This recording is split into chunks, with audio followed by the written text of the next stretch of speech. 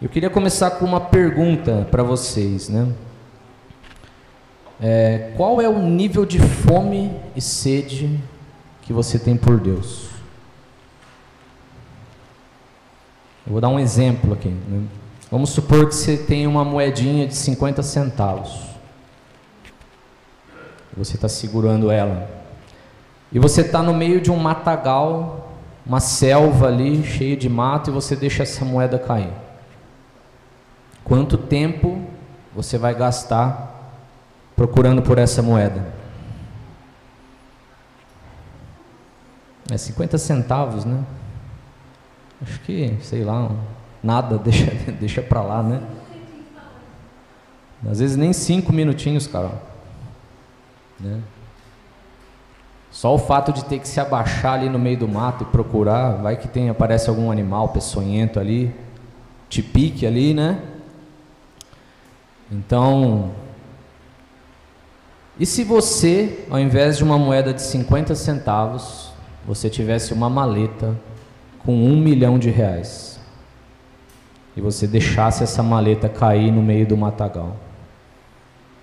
Quanto tempo você ia gastar procurando por essa maleta?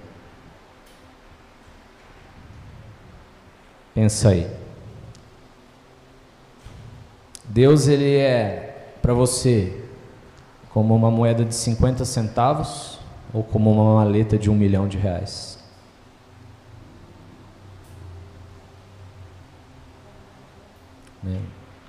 E o grande problema que eu vejo hoje da igreja é estarmos muito satisfeitos com aquilo que temos.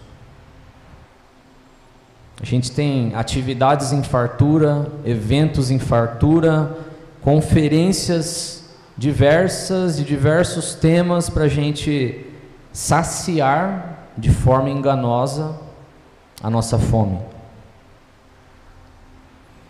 Então, se você não pode estar na conferência que vai acontecer na semana que vem, não tem problema.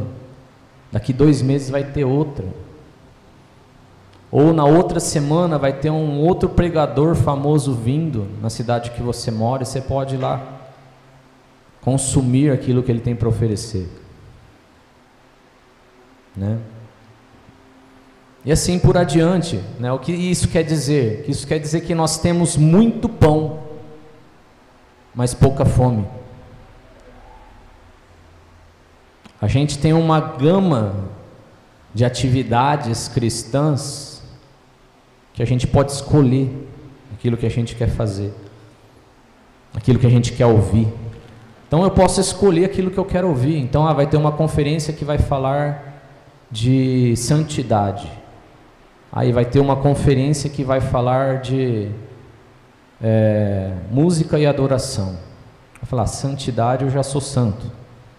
Então, essa aqui eu não vou nessa daqui. Nós estamos escolhendo aquilo que a gente quer consumir. Né? E a verdade mais bruta disso é isso daqui, ó. É o YouTube. São as ferramentas, as mídias sociais ali. A gente pode escolher o que eu quero ouvir. Hoje eu quero ouvir uma palavra, uma pregação sobre educação financeira. Hoje eu quero ouvir uma palavra sobre o amor de Deus. Hoje eu quero.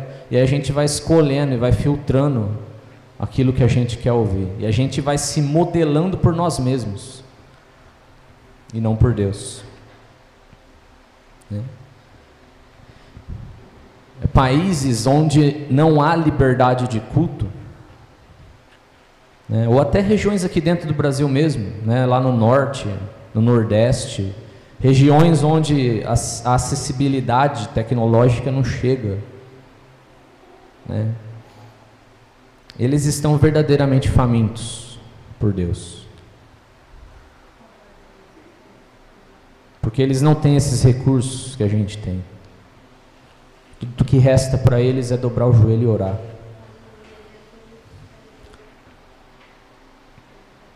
São nesses lugares que acontecem cultos que duram 5, 6, 7 horas e eles nem vê a hora passar. E a presença de Deus é palpável ali.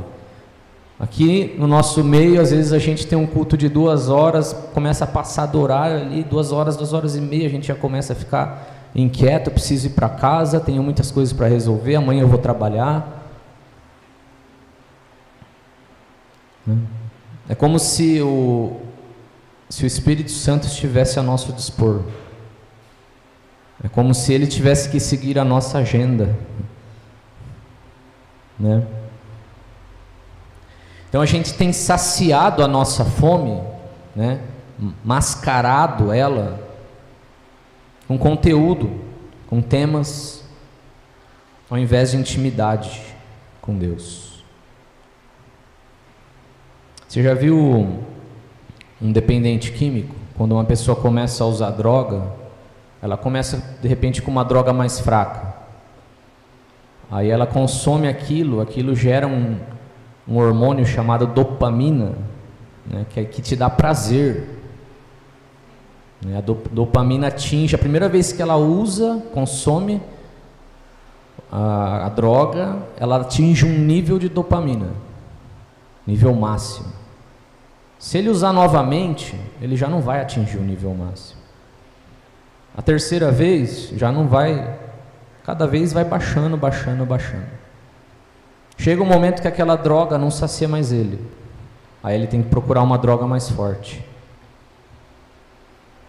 Aí ele vai usar aquela droga, na primeira vez que ele usa, atinge o nível máximo de dispersão da dopamina, ele tem prazer, só que conforme ele vai continuando usando, o prazer vai diminuindo, aí ele tem que procurar outra droga mais forte.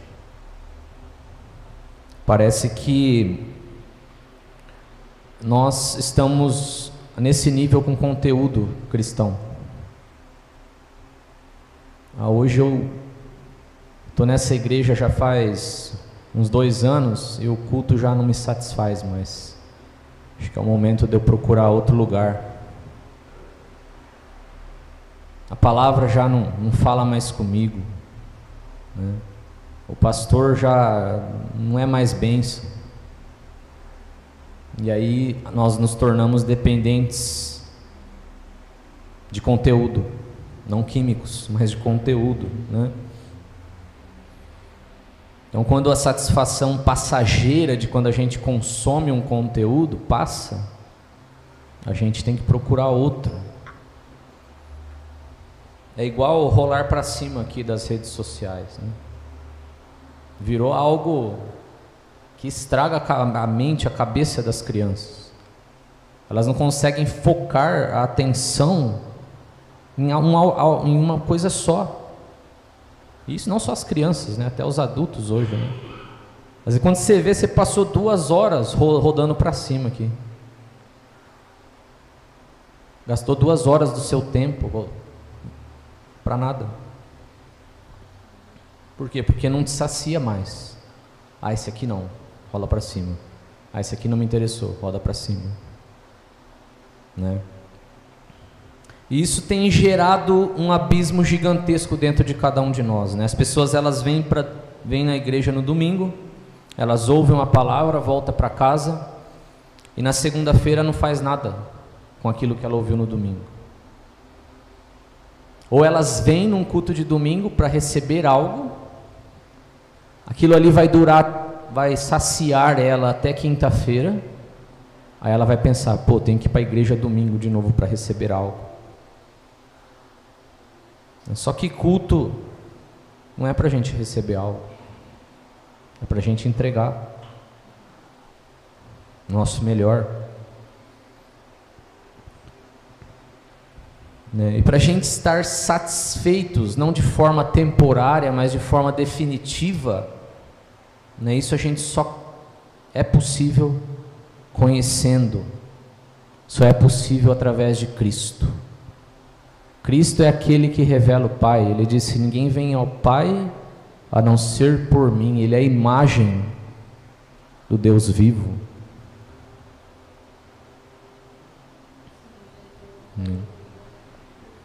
Então, nós precisamos mudar o nosso foco de satisfação.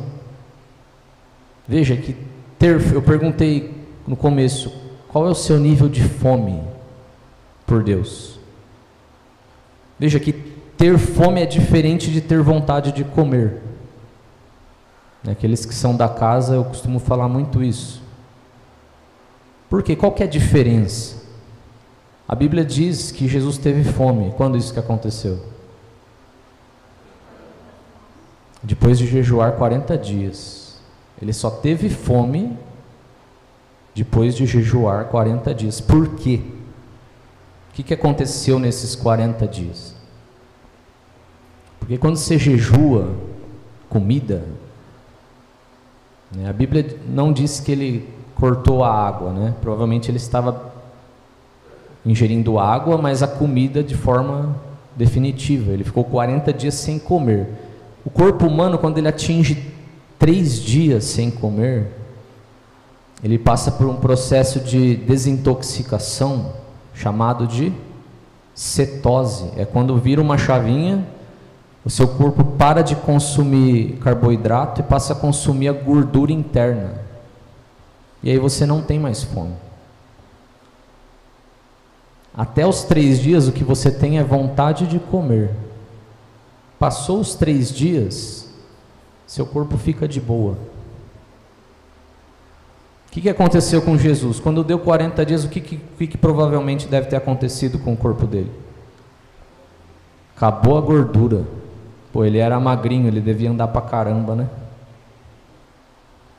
Devia estar fitness. Jesus, ele era fitness provavelmente, né? Tanto que ele caminhava, não era brincadeira. Acabou a gordura, 40 dias. Aí disse que Jesus teve fome. Só que a gente está falando de fome no sentido fisiológico da palavra. Não tinha mais gordura para ele consumir. O que acontece com o corpo quando isso acontece? Começa a consumir os músculos, deteriorar os músculos, os órgãos internos. Então a fome, na verdade, ela é algo desesperador. Fome é diferente de ter vontade de comer. É uma necessidade fisiológica.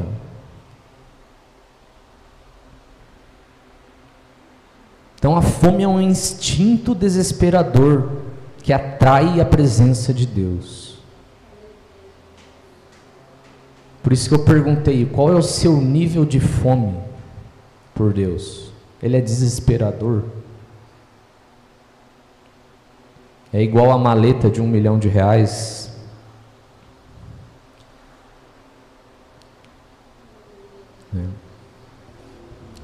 Quais foram, né, os elementos, quando a gente para olhar a história da igreja, né, quais foram os elementos da igreja do primeiro século para ela ser o que ela era? Eu não sei se vocês sabem, mas nos 100 primeiros anos da igreja primitiva, até o ano 100, depois de Cristo, haviam cerca de 25 mil cristãos, mais ou menos, naquela região, que haviam sido convertidos desde Jesus, né, desde João Batista, né? 25 mil. 200 anos depois, por volta do ano 300 depois de Cristo, eram 25 milhões de cristãos. Tanto que chega ao ponto do Império Romano ter que reconhecer o cristianismo como uma religião oficial, porque eles não conseguiam mais combater o cristianismo. O que aconteceu nesses 200 anos? Vamos lá, não tinha internet, não tinha avião. O que mais que não tinha? Não tinha prédio de igreja, não tinha Bíblia, não tinha Bíblia. Os evangelhos eram falados de boca a boca, não havia sido escrito, ou se foi escrito eram poucos exemplares que foram documentados naquela época. Não tinha conta para movimentar, Sabe os recursos que a gente acha que a gente tem que ter para manter uma igreja? Não tinha. Não tinha. Né? A igreja de hoje, ela não cresce, ela incha. Por quê? Porque as pessoas saem de um lugar para ir no outro. Muitos poucos são aqueles que se convertem verdadeiramente pela primeira vez hoje. Né? Então as pessoas não estão satisfeitas com um lugar, elas vão e migram para outro. Isso é um espírito de consumo que se aderiu à igreja, né? Mas aí você pode falar, né? A gente estava falando da igreja primitiva, né? Você pode me dizer, mas Felipe, a igreja primitiva tinha Pedro, Paulo, Paulo, né? Maior lá dos apóstolos, né? Tinha os outros apóstolos também. Vamos pegar outro exemplo, então, na história. 1907 na Coreia, o avivamento da Coreia. 1907, não tinha internet, acho que não tinha avião também, foi depois, né?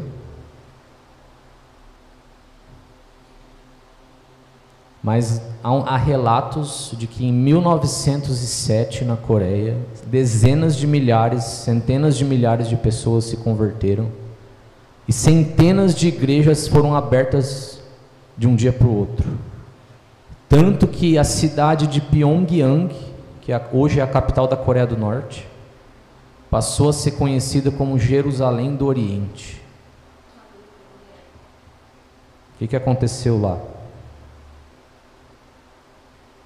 Outro exemplo, Revolução Comunista na China, na década de 70. Mao Tse-tung, ele baixa um decreto que proíbe o cristianismo e expulsa todos os missionários da China. 10 a 15 anos depois, o governo chinês libera a volta desses missionários, mas de forma vigiada, né? Eles poderiam voltar, mas seriam vigiados pelo governo, com câmeras e tudo mais. Os missionários achavam que iam chegar lá e iam ver iam se encontrar com uma igreja devastada. Mas em 10 anos, o número de cristãos na China cresce de 20 milhões para 80 milhões. O que eles tinham que a gente não tinha? Que a gente não tem hoje?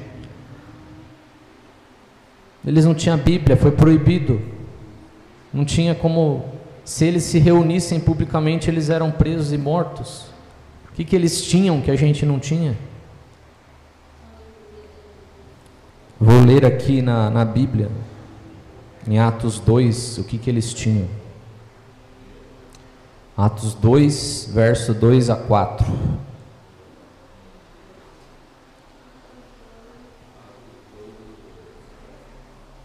Atos 2, do 2 ao 4. Obrigado.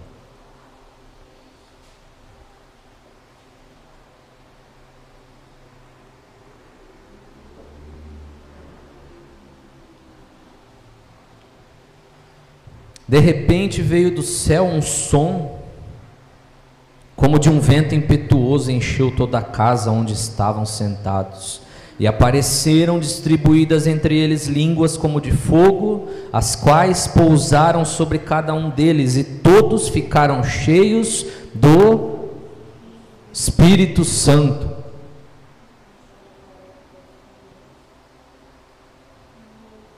Atos 5:3. Avança um pouquinho aí na sua Bíblia.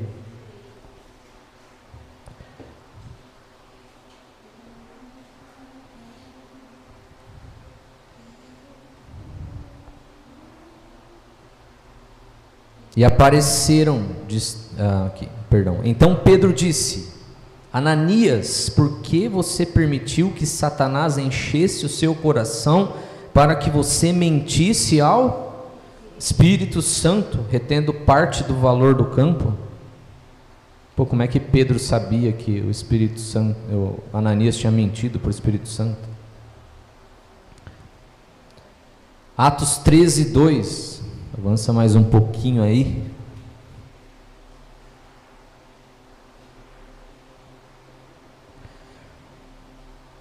Atos 13, verso 2. Enquanto eles estavam adorando o Senhor e jejuando, o Espírito Santo disse: separem-me agora Barnabé e Saulo para a obra a que os tenho chamado. Quem disse? O Espírito Santo. Atos 15, 28. Mais um pouquinho aí. Só a igreja primitiva aí, ó.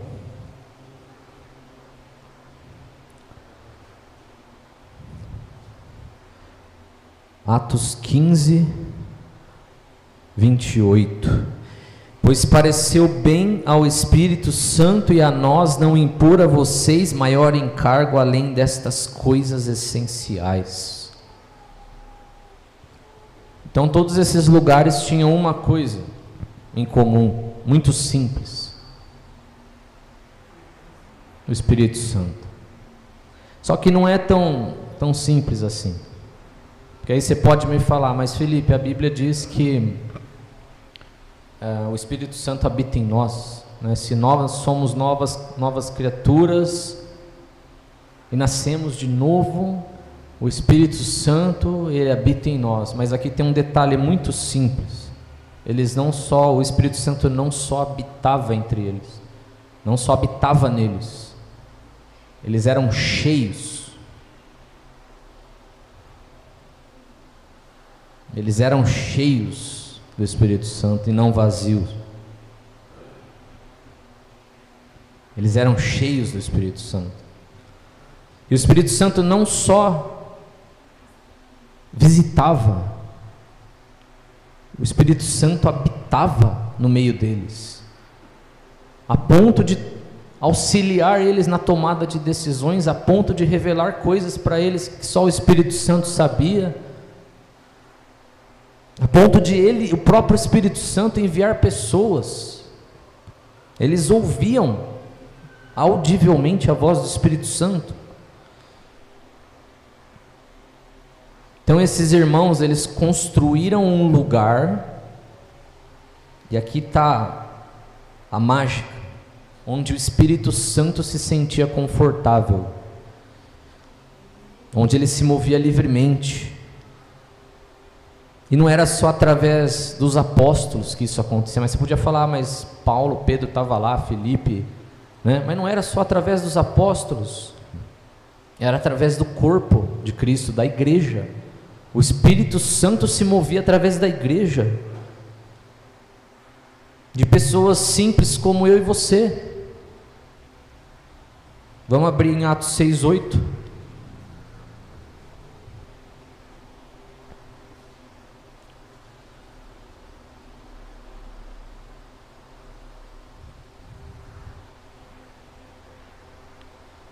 Estevão, cheio de graça e de poder, fazia prodígios e grandes sinais entre o povo. Não era nenhum apóstolo, ele era um diácono da igreja primitiva. Então diácono não é o cara que fica entregando envelope para você dar o seu dízimo, não, que fica na porta para receber as pessoas. Diácono realiza grandes sinais com o mover do Espírito Santo. Então alguns dos que eram da sinagoga chamada dos libertos, dos sirineus, dos alexandrinos e dos da Cilícia e da província da Ásia se levantaram e discutiam com Estevão, mas eles não podiam resistir à sabedoria e ao Espírito, pelo qual ele falava. Então o poder de Deus, ele não estava restrito à mão de grandes líderes, não. O poder de Deus estava fluindo como um rio de dentro de um templo. estava fluindo através da igreja pelo poder do Espírito Santo. Olha o que Jesus diz em João 7:37, não precisam nem abrir aí. No último dia, o grande dia da festa, Jesus se levantou e disse em voz alta: se alguém tem sede, venha a mim e beba. Quem crer em mim, como diz a Escritura, do seu interior fluirão rios de água viva.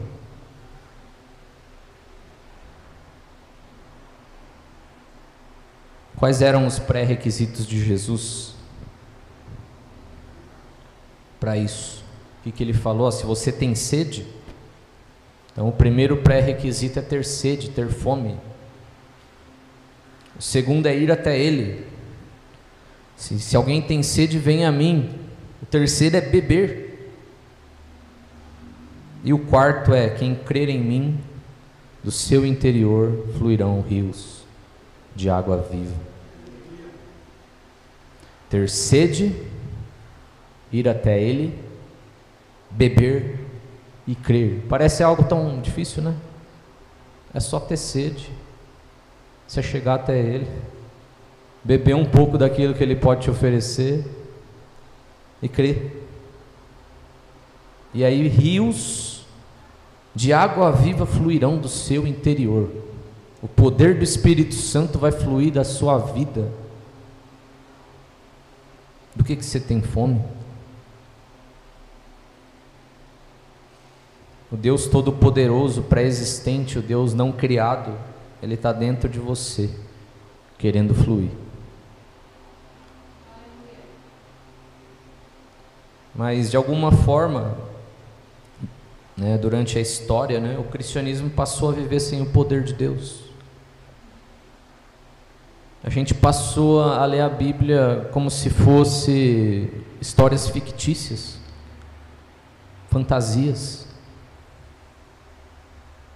coisas vividas no passado que não acontecem mais, né? Quer ver? Pensa, por exemplo, em Elias. Cara, Elias era um homem de muitas dores.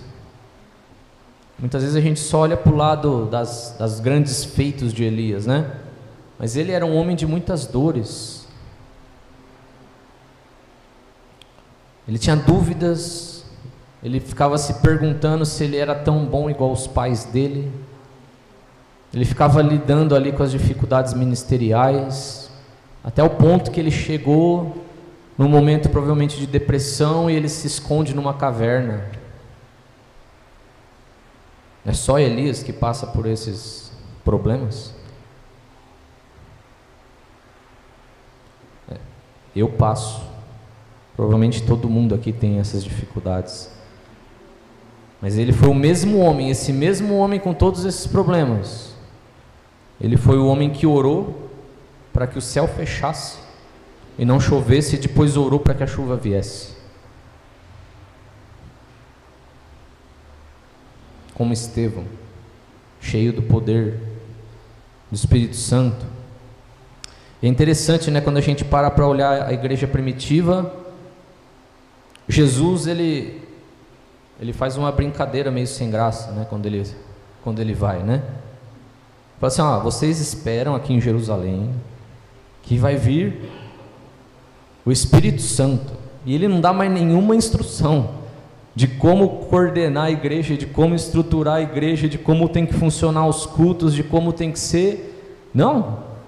Vocês ficam aqui, que vai vir como um vento impetuoso o Espírito Santo, vocês vão ser cheios dele. Amém. Acabou. Foi embora. Ele confiava tanto no Espírito Santo que ele não deixou nenhuma orientação de como a igreja deveria ser organizada. Por que ele fez isso? Porque ele queria que a igreja fosse 100% dependente do Espírito Santo. A gente cresce, passa anos aprendendo que a igreja é um lugar onde a gente vai para ouvir uma palavra, uma palestra, que a igreja é um lugar onde a gente vai para aliviar nossa consciência, para recarregar as baterias, para ficar mais perto de Deus. Mas esses irmãos, eles tinham uma outra visão de igreja. A visão deles de igreja é que eles, como igreja, eles eram um container da glória de Deus. E onde eles iam, eles podiam liberar isso, para que o evangelho fosse testemunhado com sinais e maravilhas.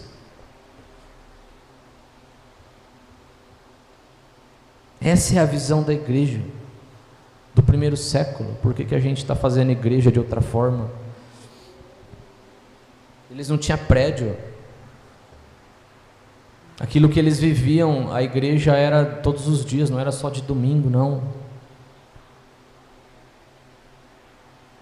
A igreja funcionava de segunda a sábado. Era 100% do tempo.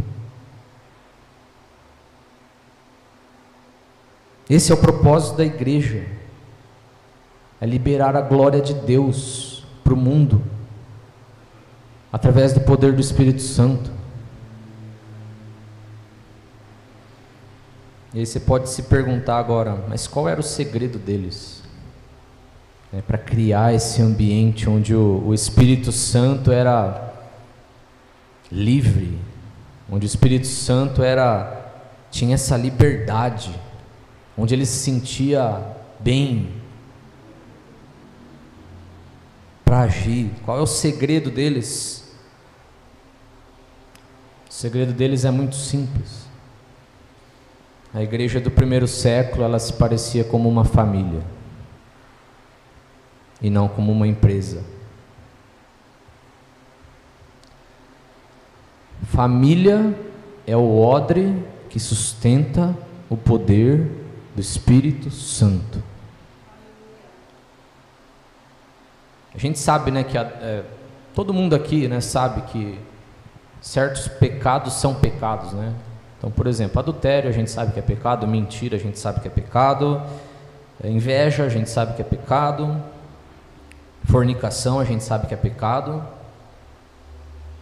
Mas de onde a gente tirou a ideia que fazer igreja do jeito que a gente quer não é pecado? De onde a gente tirou isso? Existe um modelo certo para construir a igreja, e nós não estamos olhando para esse modelo.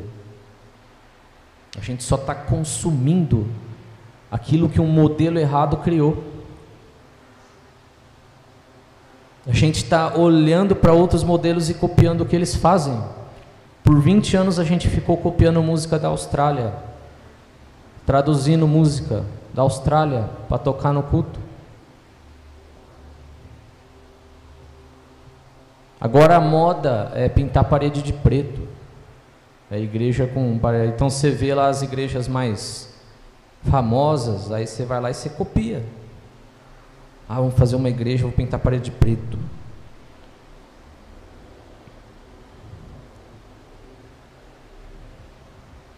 A gente deveria estar olhando para o modelo das Escrituras. Então a igreja é uma família, ou deveria ser. A gente pode fazer aqui 1000 horas de oração. Na sua casa você pode fazer um plano de orar 1000 horas em 6 meses. Mas se ao término dessas 1000 horas você falar mal do seu irmão, você jogou tudo as 1000 horas no lixo. Se você pensar mal do seu irmão, você jogou no lixo 1000 horas de oração.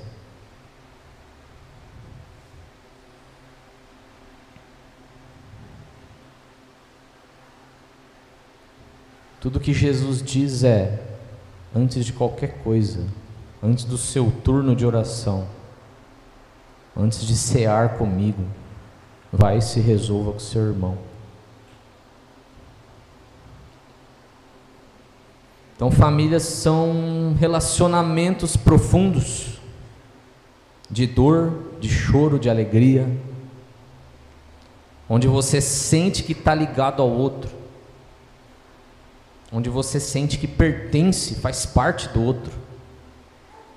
Isso não acontece numa reunião semanal de domingo, gente. Não acontece. Isso precisa acontecer entre domingos. Isso é uma igreja.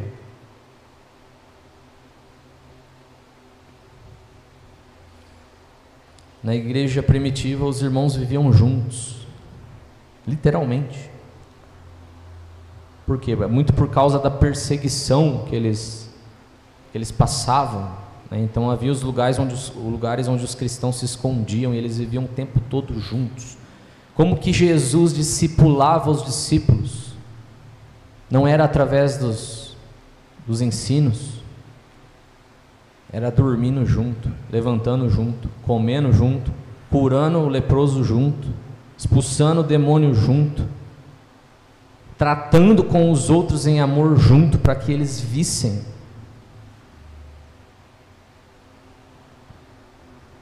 Discipulado é isso. Só é possível através de uma família.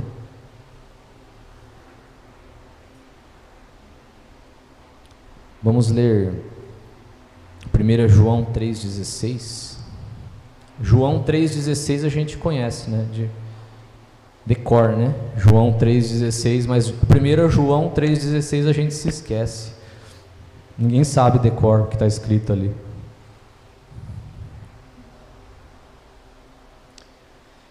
Nisto conhecemos o amor que Cristo deu a sua vida por nós, portanto, também nós devemos dar a nossa vida pelos nossos irmãos.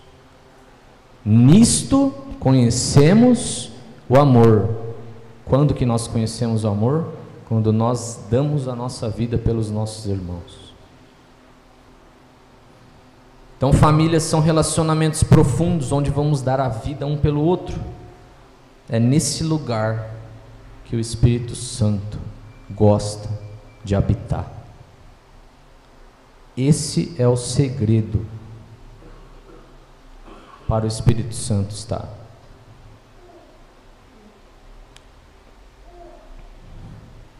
Efésios 4,15.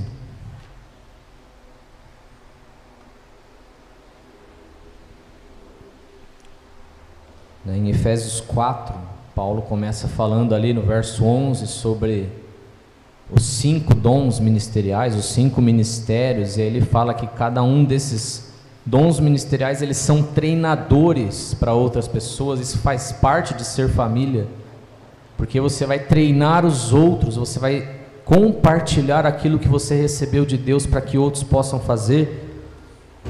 E aí ele completa no verso 15, 16 isso, ele diz assim, ó: mas seguindo a verdade em amor, cresçamos em tudo naquele que é a cabeça, Cristo, de quem todo o corpo, bem ajustado, consolidado pelo auxílio de todas as juntas, segundo a justa cooperação de cada parte, efetua o seu próprio crescimento para a edificação de si mesmo em amor.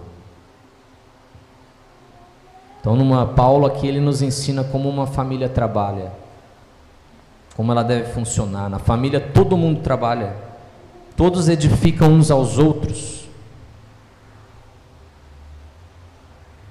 Então não existe espaço para consumismo dentro de uma família, porque você vai ser edificado, mas você tem o dever de edificar.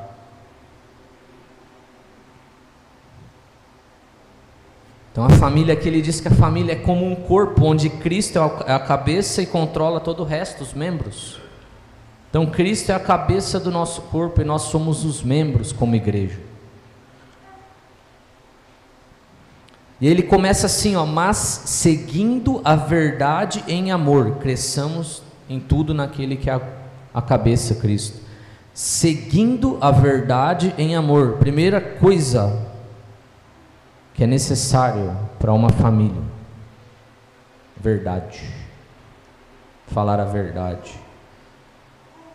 Os membros da família devem falar a verdade em amor e devem ouvir a verdade sem ressentimento com o próximo. Sabe, parou esse negócio de eu vou falar para o pastor que o fulano de tal está em pecado. Não, você vai falar com o fulano de tal, em amor. Por quê? Porque você ama ele. E você vai falar e vai chegar nele, ó, isso que você está fazendo é errado. Eu amo sua vida, mas isso que você está fazendo é errado, eu me preocupo com você. Precisa de alguma ajuda para sair dessa? Então a gente não vai jogar pecado para debaixo do tapete. Essa é a realidade que a gente tem vivido nos últimos 2 anos. A gente não vai varrer para debaixo do tapete quando a gente vê um irmão negligenciando a educação do filho.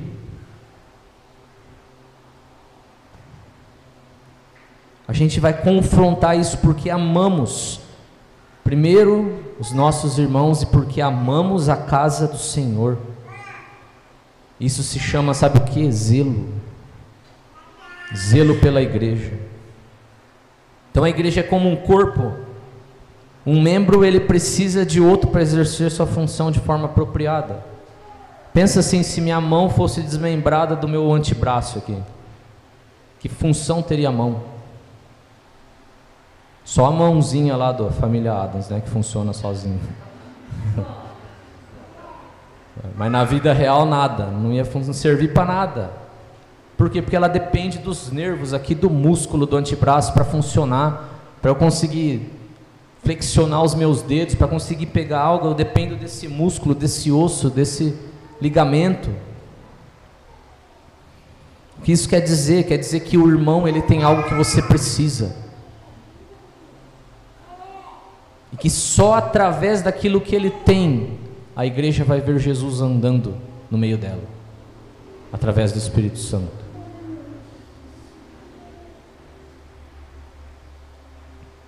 O seu melhor está no seu irmão.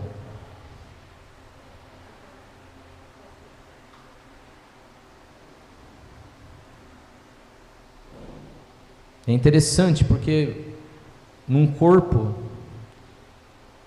veja, esse dedo aqui, ó, esse ossinho aqui de cima do dedo, é a falange distal superior. Tem um outro osso igualzinho desse no seu corpo, onde está?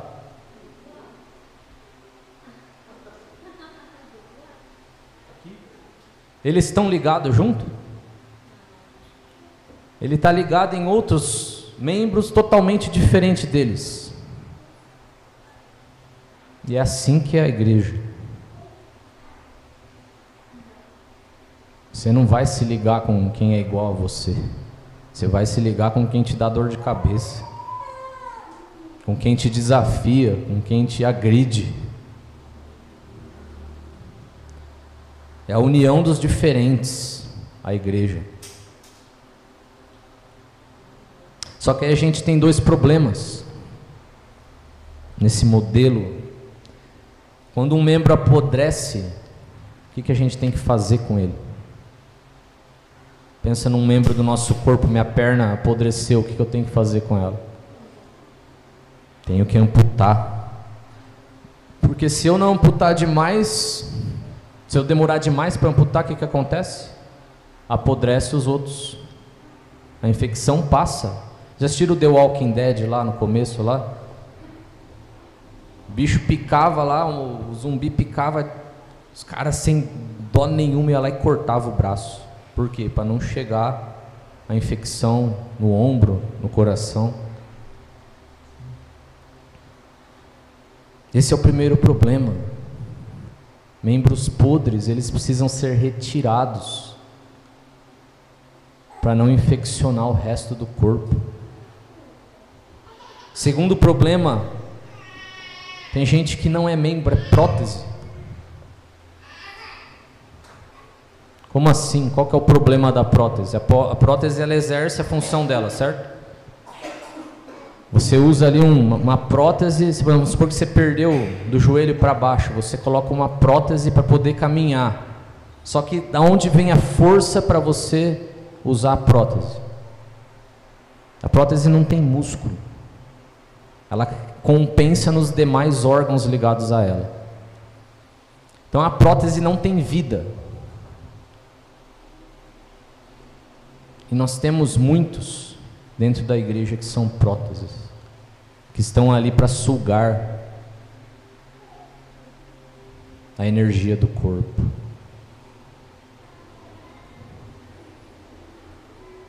Porque o que é um corpo bem ajustado, como diz aqui em Efésios 15, é onde cada um faz a sua parte. Só que a prótese, ela faz a parte dela dependendo da energia dos outros. Ela só quer ser servida. Ela não quer servir. Ela depende de outros totalmente, ela não faz a parte dela. Então sejam bem-vindos à igreja. Um lugar onde você vai ferir, você vai curar, onde você vai agredir, ser agredido em amor,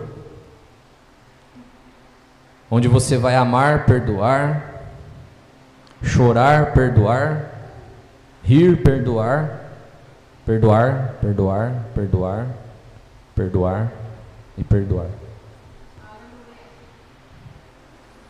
Igreja. Isso é igreja.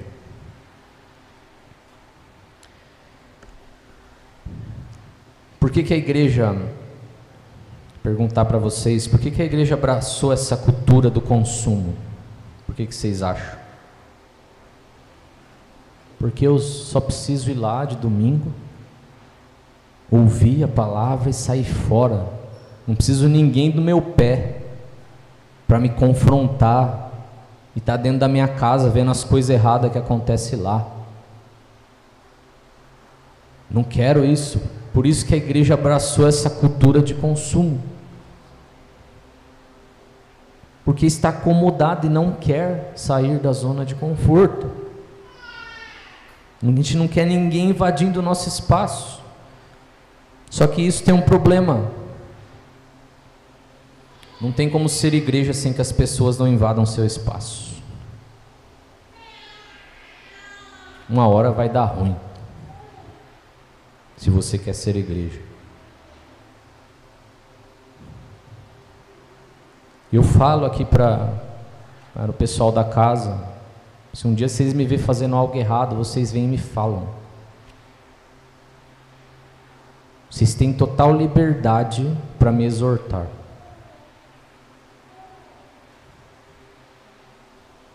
Porque é assim, cada um em amor, abraçando o outro, suportando o outro, levantando o outro, para que a igreja e o Espírito Santo se estabeleça no meio de nós.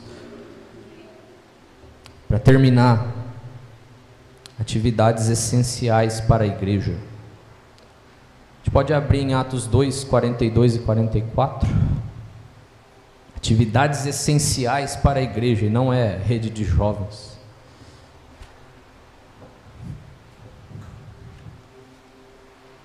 Não é o grupo das mulheres do coque, da intercessão. Não é rede de adolescentes. A igreja sobrevive sem tudo isso. Você acha que tinha rede de jovens na igreja da China de 1970, na igreja subterrânea? Hoje é o culto de jovens lá na cabana tal, subsolo, não sei das quantas. Não tinha isso, não.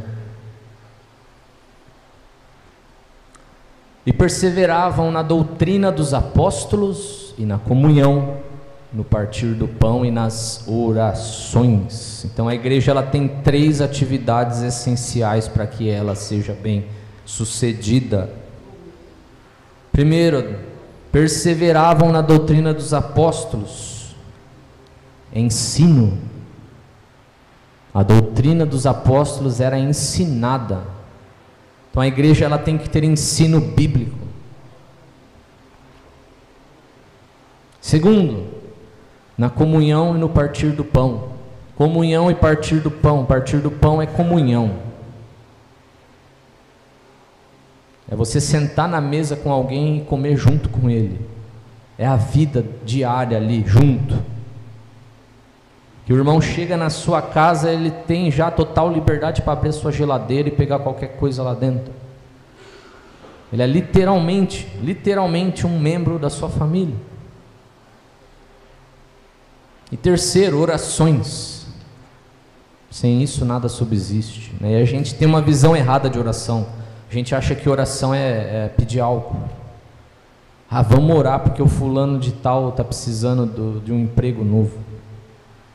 Não, a gente vai orar porque a gente quer conhecer mais a Deus, quer contemplar a beleza dEle, conhecer e prosseguir em conhecer. Oração é um tempo que você tira para contemplar a beleza de Deus. Jesus, ele nos ensinou a orar. Pai nosso que estás no céu, santificado seja o teu nome. Engrandecendo ao Pai, venha a nós o teu reino, seja feita a tua vontade, aqui na terra como é nos céus. Faça o céu aqui na terra. A gente está falando dos sonhos de Deus. Só lá no fim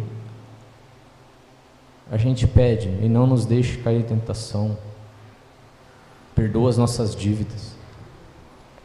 Só lá no finzinho da oração.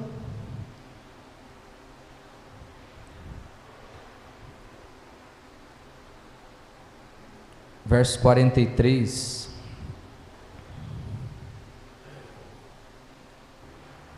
Então a igreja, eles perseveraram no que? No ensino, na comunhão e nas orações. E isso que acarretava? Em cada alma havia temor, e muitos prodígios e sinais eram feitos por meio dos apóstolos. Veja, aqui é Atos 2, tá? Foi logo depois que o Espírito Santo desceu e encheu eles. Mas depois em Atos 6, Atos 13, Atos 15, a gente vê homens que não são os apóstolos, cheios do Espírito Santo, realizando prodígios e sinais. A igreja realizava prodígios e sinais. Então a igreja era um corpo bem ajustado, responsável por levar a glória de Deus, dispensar a glória de Deus através de Cristo Jesus e do Espírito Santo para o resto da cidade, do local em que você está. Esse é o propósito da igreja. A igreja é uma família, e somente nesse ambiente familiar ela vai prosperar, o Espírito Santo vai se estabelecer. Somente onde há relacionamentos profundos e entranháveis que a igreja vai prosperar. Quando eu falo da igreja prosperar, eu não falo de números, eu falo da presença manifesta de Deus no meio do corpo. Amém? Vamos orar?